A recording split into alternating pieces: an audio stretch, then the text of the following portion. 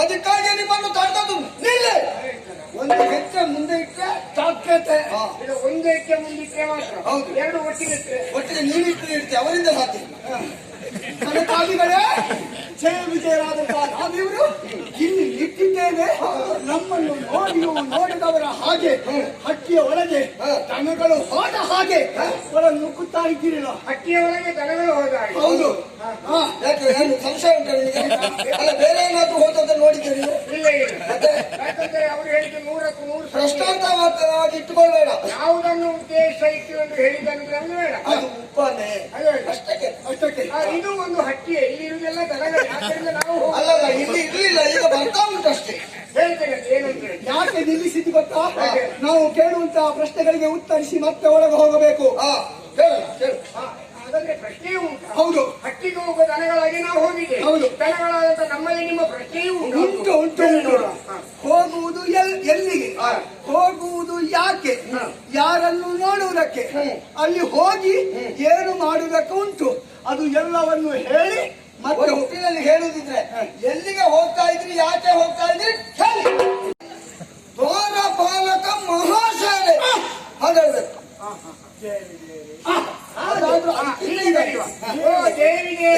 ದ್ವಾರಪಾಲಕರೇ ನಿನ್ನನ್ನು ನಾನು ಮಾತಾಡಿಸ್ತೇನೆ, ಸ್ವಲ್ಪ ಹೊತ್ತು ಸುಮ್ಮನೆ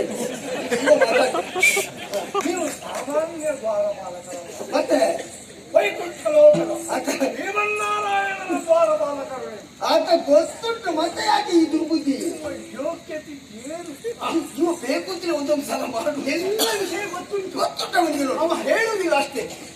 ಯಾರಿಂದಲೂ ಹೇಳುವುದಕ್ಕೆ ಸಾಧ್ಯ ಇಲ್ಲ.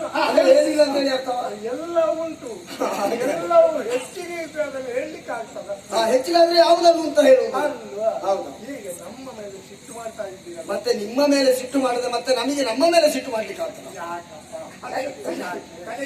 ನಾವು ಹೊಸದಾಗಿ ಬರುವುದಲ್ಲ, ಕಾಲ ಕಾಲಕ್ಕೆ ಬಂದು ಹರಿಯನ್ನು ಪೂಜಿಸಿ ಅವನಿಂದ ಆಶೀರ್ವಾದವನ್ನು ಪಡೆದು ಹೋಗುವವರು ನಾವು. ನಮ್ಮ ಮೇಲೆ ಯಾಕಪ್ಪ ಸಿಟ್ಟು?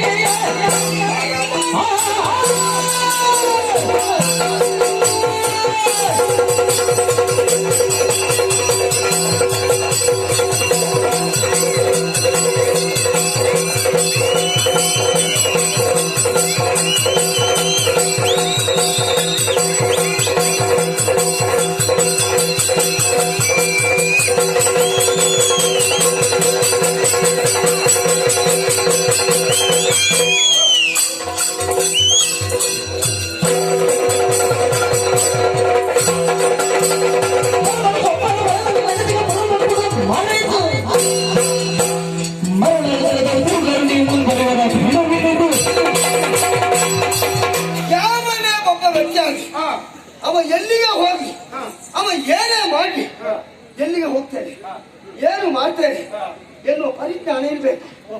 ಅಂದ್ರೆ ಕ್ಷೇತ್ರ ಪಾತ್ರದ ಕಲ್ಪನೆಯನ್ನು ಹೊಂದಿರಬೇಕು. ನೀವು ಬಂದಂತಹ ಸ್ಥಳ ಯಾವುದು ಗೊತ್ತುಂಟ? ಅಷ್ಟಲ್ಲ, ಪರಮ ವಿಶ್ವಂಬರ ನೆಲೆಸಿಗ ವೈಕುಂಠ ಲೋಕ ನಿಮಗೆ ಗೊತ್ತುಂಟು. ಅಂತಹ ವೈಕುಂಠ ಲೋಕದಲ್ಲಿ ದ್ವಾರಪಾಲಕರಾಗಿ ಜಯವಿಜಯರಾಗಿ ನಾವು ಕಾಣಿಸಿಕೊಂಡವರು. ನೀವು ಒಳಗೆ ಹೋಗುದು ಯಾಕೆ ಅಂತ ಕೇಳಿದ್ದು? ಗೊತ್ತಿಲ್ಲದ ಕೇಳಿದ್ದ. ನಮಗೆ ಗೊತ್ತಿಲ್ವ? ಬೇಕು ಅಂತಲೇ ಕೇಳಿದ್ದೆ. ಒಳಗೆ ಹೋಗಿ ಏನ್ ಮಾಡ್ತೀರಿ ಅಂತ ಕೇಳಿದೆ. ಗೊತ್ತಿಲ್ವ? ನಮಗೆ ಗೊತ್ತುಂಟು. ಹಾಗಿದ್ರೆ ಕೇಳುವುದಕ್ಕೆ ಕಾರಣ ಇಷ್ಟು ದಿವಸ ನಿಮ್ಮನ್ನು ತಡೆದಿದ್ದೇವ, ಈ ಮಾತು ಕೇಳಿದ್ದೇವ. ಇವತ್ತು ತಡಿಬೇಕು ಅಂತ ಆಯ್ತು. ಯಾಕೆ? ನೀವಾಗಿ ಮಾತಾಡ್ತೀರಾ? ಇವತ್ತು ಮಾತಾಡ್ತೀರಿ, ನಾಳೆ ಮಾತಾಡ್ತೀರಿ, ಕಾಯ್ತಾ ಇದ್ದೇವೆ. ಮಾತಾಡುವ ಲಕ್ಷಣ ಕಾಣುವುದಿಲ್ಲ. ಆವಾಗ ಹೌದು ನಮಗೆ ಮಾತಾಡಬೇಕು ಅಂತ ಅನ್ನಿಸಿತು. ಮಾತಾಡಲಿಕ್ಕೆ ಒಂದು ಕಾರಣವೇನು? ಅದಕ್ಕಾಗಿ ಸಾರಿದು ನಿಲ್ಲಿಸಿದ್ದೇವೆ. ಈಗ ಕೇಳಿದ್ದೇವೆ. ಈಗ ಒಳಗೆ ಹೋಗಿ ಪೂಜೆ ಮಾಡ್ತೀರಲ್ಲ, ಪೂಜೆ ಮಾಡಿದೆ ಅವ ಏನು ಕೊಡ್ತಾನೆ, ಅವ ಏನು ಅನುಗ್ರಹ ಮಾಡ್ತಾನೆ, ನಿಮಗೆ ಅದರಿಂದ ಏನು ಪ್ರಾಪ್ತಿ ಆಗ್ತದೆ, ಅದನ್ನು ಲೋಕಕ್ಕೆ ಏನು ನೀವು ಕೊಡ್ತೀರಿ, ನಿಮಗಾಗಿ ಏನು ಇಟ್ಟುಕೊಳ್ತೀರಿ ನೋಡ. ಇದನ್ನಾದ್ರೂ ಹೇಳಿ. ಸಮರಸವೇ ಜೀವನ. ಈಗ ಅವರಿಗೆ ಮಾತಾಡ್ಲಿಕ್ಕೆ ಗೊತ್ತಿಲ್ಲ ಅಂತಲ್ಲ, ನಾನು ಮಾತಾಡುವಾಗ ಮಾತಾಡ್ಲಿಕ್ಕೆ ನೀನೇ ಆಗ್ಬೇಕು. ಏನೋ ಒಂದು ತಯಾರಿ ಮಾಡಿದ್ದೀಯ. ನೀನು ಇಷ್ಟು ಸಲ ಇಲ್ಲಿಗೆ ಬಂದಿದ್ದಿ, ಏನಾದ್ರೂ ನಾನು ಪೂರ್ವ ತಯಾರಿ ಮಾಡಿದ್ದು ನಿನ್ನ ಗಮನಕ್ಕೆ ಬಂದಿಲ್ಲ? ಇಲ್ಲ ಇಲ್ಲ ಇಲ್ಲ, ಯಾವುದು ತಯಾರಿಲ್ಲದೆ ತಕ್ಷಣ ಬರುವುದೇ ಅದಕ್ಕೆ ಪ್ರತ್ಯುತ್ಪನ್ನ ಮತಿ ಅಂತ ಹೇಳುದು. ಅದೇ ಇರುವುದು ನನ್ನಲ್ಲಿ. ಹೌದಾ? ಈಗ ನೋಡಿ ಮಾತಾಡು. ಏನು ಏನು ಈಗ ನಾವು ಹೋಗುದ್ರಲ್ಲಿ ತಪ್ಪೇ. ಒಳಗೆ ಹೋಗುದು ಯಾಕೆ? ಈಗ ಲೋಕದ ರೂಢಿಯ ಮಾತಿನಿವೆ. ಏನು? ಪ್ರತಿಯೊಬ್ಬರು ಹೇಳುದು ಅದೇ ಅಲ್ವೇ? ಏನು? ಯೋಗಿಗಳ ನೆಲೆವೀಡು, ಬೊಮ್ಮದ ಸಾಗರವು, ಸನಕಾದಿ ಮುನಿಗಳ ಭೋಗಭೂಮಿ, ಅನಂತವೆನಿಸಿದ ಉಪನಿಷತ್ತುಗಳ ಆಗರವು, ಮೂರ್ಲೋಕ ದರ್ಪಣವಾಗಿ ಮೆರೆಯುವುದು ಕ್ಷೀರವಾರಿದಿ ಅಂತೇಳಿ ಅಲ್ವೇ? ಸನಕಾದಿ ಮನುಮುನಿಗಳಿಗೆ ಯಾವತ್ತೂ ಇಲ್ಲಿ ಪ್ರವೇಶ ಇರುವಂತ ಕಾಲ. ಹಾಗಾದ್ರೆ ನೀವು ತರದದ್ದು ಯಾಕೆ ಎನ್ನುವ ಪ್ರಶ್ನೆ ಹುಟ್ಟುತ್ತಿವೆ. ಮತ್ತೆ ಮಧ್ಯದಲ್ಲಿ ಅವನೊಬ್ಬ ಹೇಳಿದ, ಏನು ಹಟ್ಟಿಗೆ ದನಗಳು ನುಗ್ಗಿದಾಗೇನು? ಎಲ್ಲರೂ ದನಗಳೇ, ಗೋಡು ಬಾಲ ಇಲ್ಲ ಅನ್ನೋದು ಬಿಟ್ರೆ ಎಲ್ಲರೂ ದನಗಳೇ. ಹಾಗಾದ್ರೆ ದನಗಳನ್ನು ರಕ್ಷಿಸುವಂತವರನ್ನು ಪಶುಪತಿ ಅಂತಲೂ ಕರೆಯಬಹುದು. ಪರಮೇಶ್ವರನು ಹೌದು, ಇವನು ಹೌದು. ಇವನು ವೇದಗಳಲ್ಲಿ ಎಲ್ಲವೂ ತನ್ನದೇ ಆಗಿ ಅಡಕವಾಗಿಕೊಂಡಿರುವಂತಹ ದೇವ. ಆದ್ದರಿಂದ ಪ್ರಪಂಚದಲ್ಲಿರುವಂತಹ ನಮ್ಮಂತಹ ಪಶುಗಳನ್ನು ಪಾಲನೆ ಮಾಡುವವ ಅಲ್ಲೇ ಕಾಮಧೇನು ಸ್ವರೂಪನಾದಂತಹ ಆತನು ಪಶುವೇ ಹೌದು. ಹಾಗಾದ್ರೆ ಆ ಪಶುತ್ತಲಿಗೆ ನಾವು ಹೋಗುದು ಇವ ಹೇಳಿದಾಗೆ ಅರ್ಥ ಏನೇ ಇಲ್ಲ. ಆದ್ರೆ ನಾವು ಕಲ್ಪಿಸುವುದು ಹೀಗೆ, ಕಾಮಧೇನು ಸ್ವರೂಪನಾದಂತಹ ಶ್ರೀಹರಿಯ ಹಟ್ಟಿಗೆ ಹೋಗುವಂತ ಪಶುವನ್ನು ನಾವು. ನಾನು ಕರೆದದ್ದು ನಿನ್ನನ್ನು ಮಾತಾಡ್ಲಿಕ್ಕೆ, ಇವನ ವಿಷಯ ನನ್ನಲ್ಲಿ ಮಾತಾಡ್ತಾರೆ. ಯಾಕಂದ್ರೆ ಮತ್ತೆ ಅವನು ಮಾತಾಡ್ಬೋದು, ನಾನು ಪಶುಗಳಂತ ಹೇಳಿದ್ದೇನೆ, ಅವನು ಪಶುವಾಗಿ ಅಲ್ಲಪ್ಪ ಸಮರ್ಥನೆ ಕೊಡ್ಲಿಲ್ಲ ಅಂತ ಹೇಳ್ಬಾರ್ದು. ಮತ್ತೆ ಅವ ಮಾತಾಡ್ತಾರೆ ಅಂತಲ್ಲ, ನಿನಗೆ ಆವಾಗದಿಂದ ಉಸಿರು ಕಟ್ತಾ ಉಂಟು ಇದನ್ನು ಹೇಳುತ್ತೆ.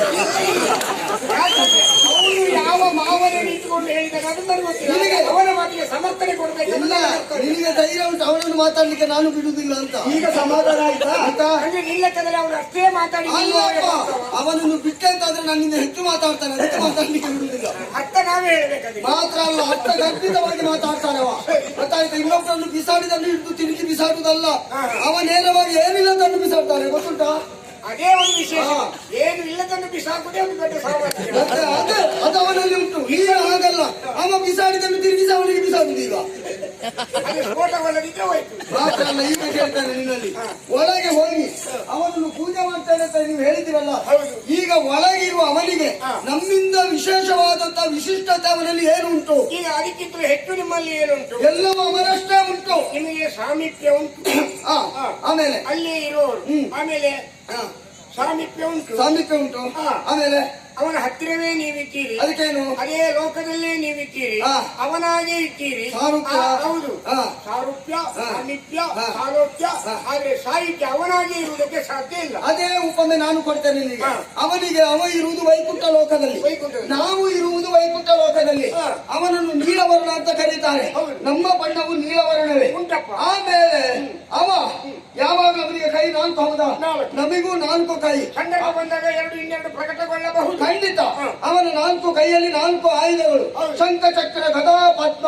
ಉಳಿದದ್ದು 3 ಮುಟ್ಟು, ಚಕ್ರ ಒಂದಿಲ್ಲ. ಅದ್ಯಾಕೆ ಚಕ್ರ ನಿಮ್ಮಲ್ಲಿಲ್ಲ? ಹಿಡ್ಕೊಳ್ಳಿಕ್ಕೆ ಉಪದ್ರ ಆಗ್ತದೆ ನಮಗೆ. ಅದು ಹೋಗೋದು ಅಲ್ಲಿ ಆಗ್ತದೆ, ಅದಕ್ಕೆ ಬೇಡ ಅಂತ ಬಿಟ್ಟಿದ್ದೇವೆ. ಅಲ್ಲ, ಅದು ಅವನ ಆಜ್ಞೆ ಪ್ರಕಾರ ನಡೆಯುವುದು. ಇಲ್ಲ, ನಮಗೆ ಚಕ್ರ ನೋಡಿದ್ರೆ ಆಗುದಿಲ್ಲ. ನಮಗೆ ಅದನ್ನು ನಿಯಂತ್ರಿಸುವ ಅವನು ಮಾತ್ರ, ಅವನಿಗೆ ಮಾತ್ರ ಆಜ್ಞೆ ಕೊಡ್ಲಿಕ್ಕೆ, ನಿಮ್ಗೆ ಆಜ್ಞೆ ಕೊಡ್ಲಿಕ್ಕೆ ಚಕ್ರ ಒಂದು ಬಿಟ್ಟವ.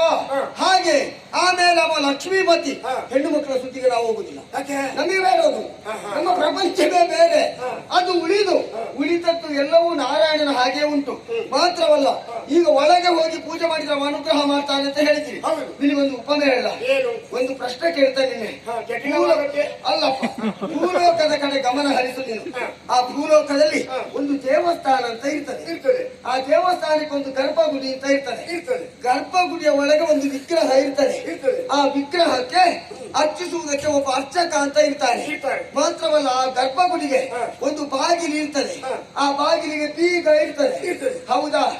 ಈಗ ಅರ್ಚಕನಾದವ ಆ ದೇವಸ್ಥಾನಕ್ಕೆ ಬಂದು ದೇವರನ್ನು ಅರ್ಚಿಸಿ ಆಮೇಲೆ ಮರಳಿ ಅವ ಮನೆಗೆ ಹೋಗುವಾಗ ಆ ದೇವರ ಗುಂಡಕ್ಕೆ ಅವ ಬೀಗ ಹಾಕದೆ ಹೋದ ಅಂತ ಆದ್ರೆ ಮರು ದಿವಸ ಬರುವಾಗ ದೇವರಲ್ಲಿದ್ದಾರಾ? ದೇವರು ಇರ್ಲಿಕ್ಕಿಲ್ಲ, ಚಿನ್ನಾಭರಣವು ಉಳಿಲಿಕ್ಕಿಲ್ಲ. ಹಾಗಿದ್ರೆ ಈಗ ಕೇಳ್ತಾರೆ ನಿನ್ನಲ್ಲಿ, ಒಳಗೆ ಇರುವ ದೇವರು ದೊಡ್ಡವರ ಈ ಬಾಗಿಲು ದೊಡ್ಡದ್ದ? ಬಾಗಿಲೇ ದೊಡ್ಡದು ಅಲ್ವಾ? ದೇವರ ಮೂರ್ತಿ ಸಣ್ಣ ಇರ್ತದೆ, ಬಾಗಿಲು ದೊಡ್ಡದಿರ್ತದೆ. ಹಾಗಲ್ಲ, ದೇವರನ್ನು ರಕ್ಷಣೆ ಮಾಡುವುದು ಈ ಬಾಗಿಲು ಹೌದಾ? ಬಾಗಿಲೇ ದೊಡ್ಡದು. ಹಾಗಾದ್ರೆ ಈ ಬಾಗಿಲು ಹೌದು, ಈಗ ಯಾರು ಅದ್ರ ಕೀಲಿ ಯಾರು ಅನ್ನೋದು ಪ್ರಶ್ನೆ ಬರ್ತದೆ. ಈಗ ದೇವರು ಅವ, ಬಾಗಿಲು ನಾವು, ಬೀಗ ನೀನು, ತೆಗೆಯುದು ಯಾರು? ತೆಗೆಯುವುದು ನೀವು. ಹಾಗೆ ಒಂದು ಅವನು ಯಾವಾಗ ಬೀಗ ತೆಗೆಯುದು. ಆದ್ರೆ ಹೇಗೆ ತೆಗೆಯುವುದು ಅಂತ ಇರುವುದು, ಸರಿಯಾದ ಮಾರ್ಗದಲ್ಲಿ ತೆಗಿಬೇಕು. ನೀನು ಹೇಳಿದ್ದು ಉಪಮೆಯನ್ನು ಸರಿಯಾಗಿ ನಾವು ವಿಮರ್ಶೆ ಮಾಡಿದಾಗ ಉತ್ತರ ಅಲ್ಲೇ ಸಿಗ್ತದೆ. ಎಲ್ಲಿ? ಯಾಕಂದ್ರೆ ಒಂದೇ ಬೆಟ್ಟದ ಬುಡದಲ್ಲಿ ದೊಡ್ಡ ಬಂಡೆಯಾಗಿ ಬಿದ್ದಿರ್ತದೆ.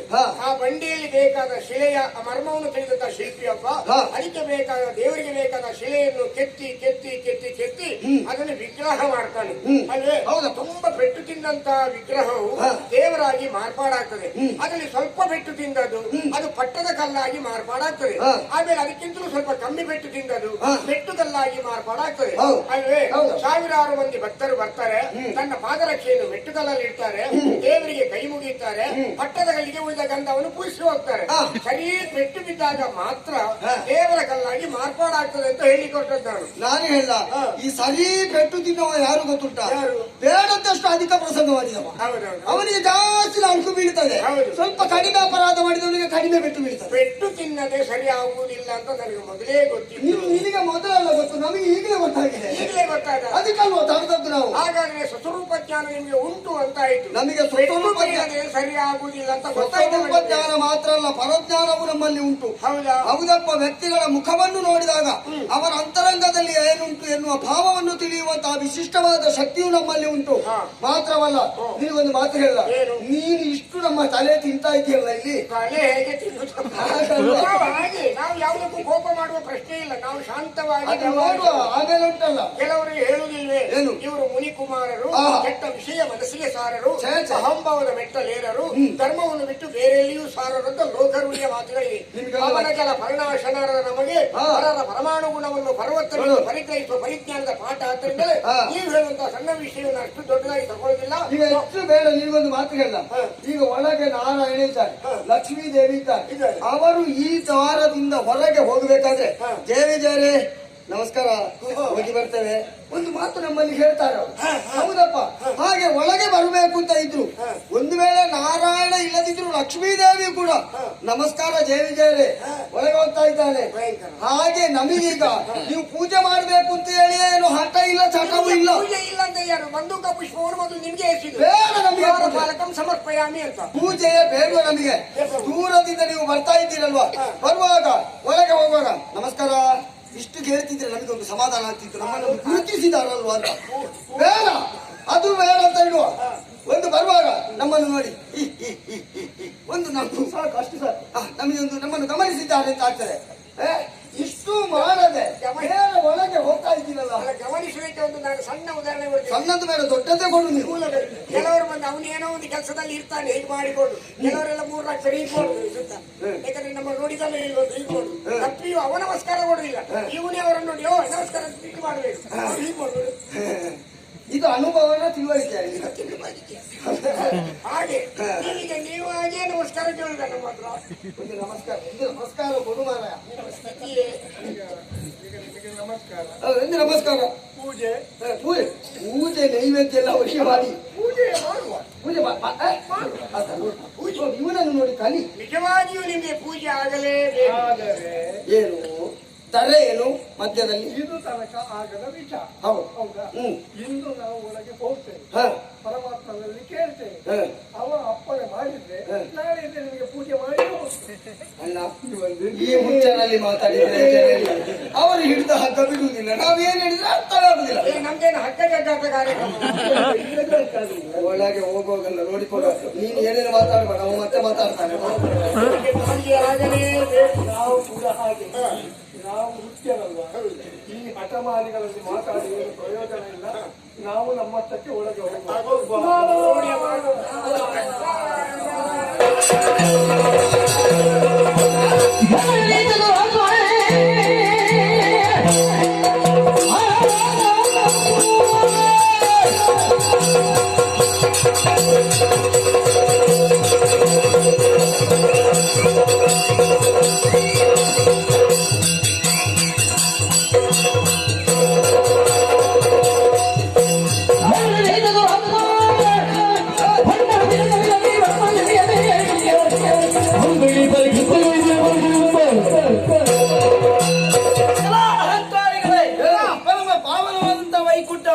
ಇಲ್ಲಿ ಸಾತ್ವಿಕರಾಗಿ ನೀವು ಇರಬೇಕಿತ್ತು.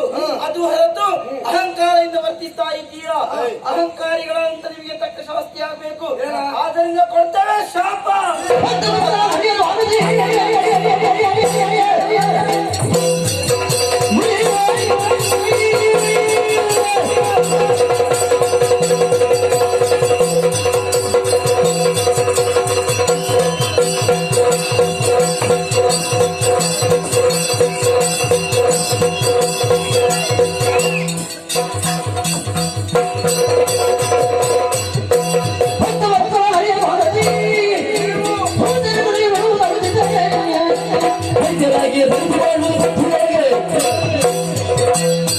ಈಗ ಗೊತ್ತಾಯ್ತಾ?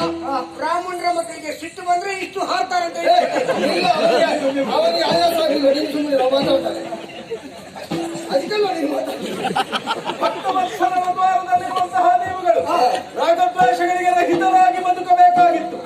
ಆದರೆ ಭೂಮಿಯಲ್ಲಿ ಬದುಕುವಂತಹ ಜೀವಿಗಳ ಹಾಗೆ ಮದೋನ್ಮತ್ತರಾಗಿ ವ್ಯವಹಾರವನ್ನು ಮಾಡುತ್ತಾ ಇದ್ದೀರಿ.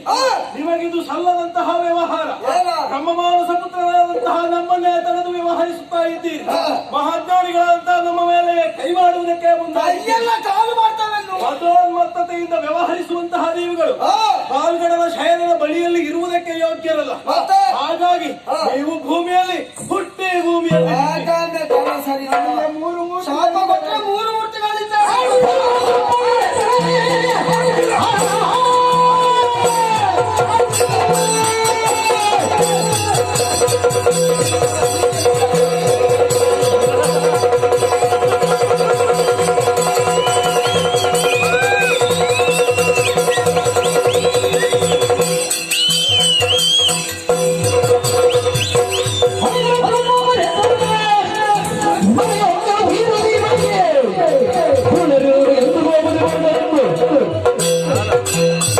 ಏನು ಹಾಗೆ ಹಾಗೆ ಅಂತ ಪ್ರಮೇಯಗಳಿಲ್ಲ.